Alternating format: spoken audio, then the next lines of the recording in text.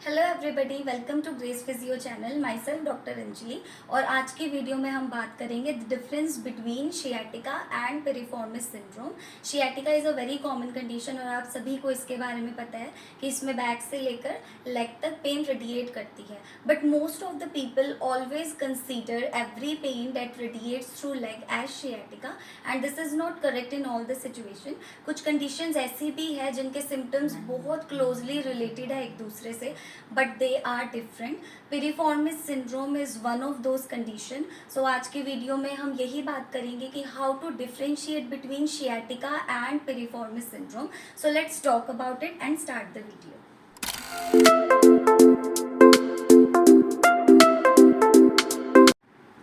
सबसे पहले हमें पता होना चाहिए कि शियाटिका और पेरिफॉर्मिस सिंड्रोम क्या होता है।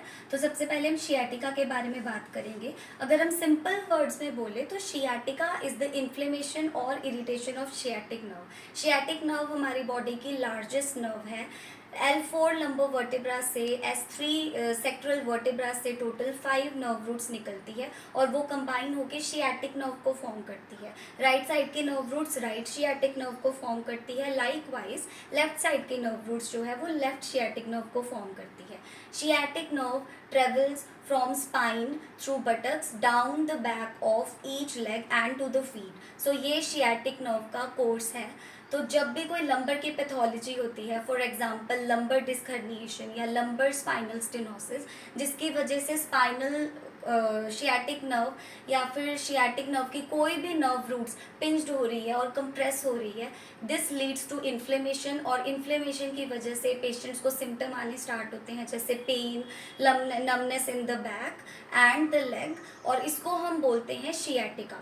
सो sciatica refers to radiating pain along the course of sciatic nerve from back to one और बोथ द लेग। हम बात करेंगे पिरिफॉर्मिस सिंड्रोम के बारे में। पिरिफॉर्मिस सिंड्रोम हमें नाम से पता चल रहा है, it is related to piriformis muscle. Piriformis muscle एक फ्लैट नैरो मसल है ग्लूटियल रीजन की, and it originates from sacrum and inserts at the hip bone, that is femur. Okay, तो sciatic nerve just runs underneath the piriformis muscle.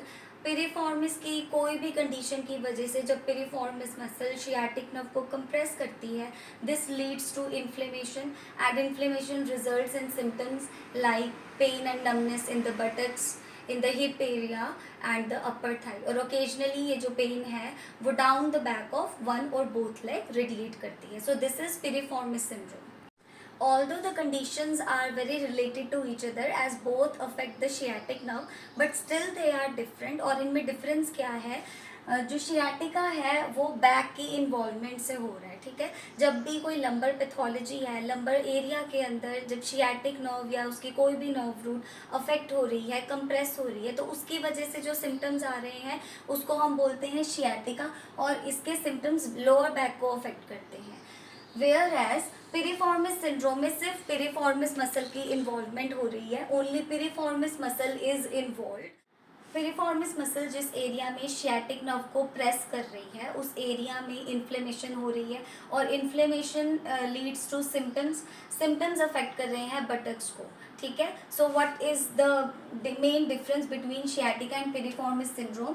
Sciatica involves only lower back और pain down the legs radiate करती है, whereas piriformis muscle syndrome only involves piriformis muscle in the area where it compresses the sciatic nerve. अब हम बात करते हैं इनके causes की। शियाटिका के जो कॉजेज़ हैं वो लंबर स्पाइन से रिलेटेड है। So first cause is lumbar spinal stenosis, which means narrowing of the spinal canal, जिसमें से हमारी स्पाइनल कॉर्ड पास आउट करती है। जब वो नैरो हो जाती है तो वहाँ से जितनी भी नर्व रूट्स एमर्ज करती है उन पे कंप्रेशन आता है, ठीक है। Second is lumbar disc herniation.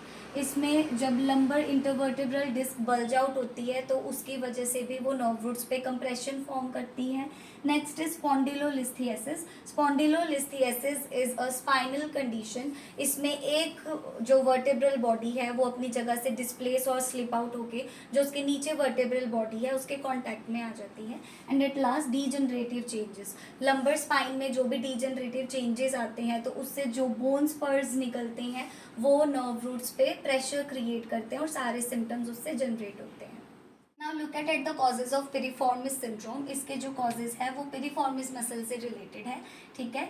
जैसे कि muscle spasm, second one is adhesions in the piriformis muscle, या पिरिफॉर्मिस मसल की कोई टाइटनेस, उसकी वजह से भी वो शियाटिक नर्व को कंप्रेस करती है। Next is direct injury to the muscle, जब किसी भी वजह से डायरेक्ट पिरिफॉर्मिस मसल ही इंजर्ड हो जाए। And inflammation of the muscle, या फिर उस एरिया के अराउंड इन्फ्लेमेशन, तो भी वो शियाटिक नर्व को कंप्रेस करती है। बात करते हैं शियाटिका और पिरिफॉर्मिस सिंड्रोम के मेन सिम्टम्स के बारे में। So main symptom of sciatica is lower back pain and leg pain. Usually leg pain is more intense in comparison with the lower back pain, whereas जो main symptom है piriformis syndrome का वो back pain and hip pain है, और occasionally ये pen leg तक radiate करती है, बट जो मोस्ट अफेक्टेड एरिया है वो बटक्स एंड हिप ही है। So now let's discuss about the aggravating factors of these two conditions. Mainly prolonged sitting और standing दोनों में ही ये common aggravating factor है, but अगर हम ज़्यादा specifically बात करते हैं तो sciatica के patients को लेटे टाइम ज़्यादा discomfort feel होता है, जबकि जो piriformis syndrome के patients हैं उनको जितनी भी hip movements है उसमें discomfort feel होता है, उनके factors aggravate करते हैं, for example stair climbing, running और walking. So that's all. I hope आपको आज की वीडियो पसंद आई होगी और समझ भी आया होगा हमने जो भी पॉइंट्स डिस्कस किए हैं। सो मिलते हैं अगली वीडियो में। Till then don't forget to like, share and subscribe the channel. Thank you.